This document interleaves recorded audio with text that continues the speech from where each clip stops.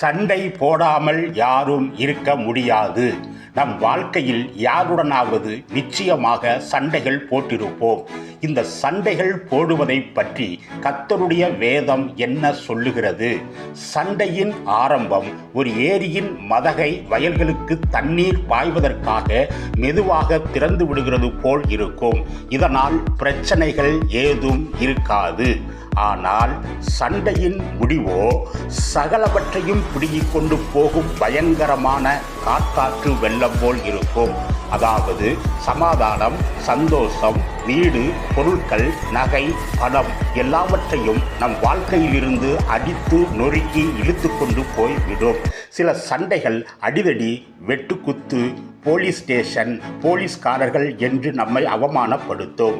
Court case என்று வருடக்கணக்கில் நிம்மதியை இழந்து அலைய விடும். இதனால் தான் ஏசப்பா இப்படியாக எச்சரிக்கிறார். சண்டை போடக்கூடாது. சண்டை போட்டுவிட்டால் சூரியன் மறைவதற்குள் இருவரும் சமாதானம் ஆகிவிடுங்கள்.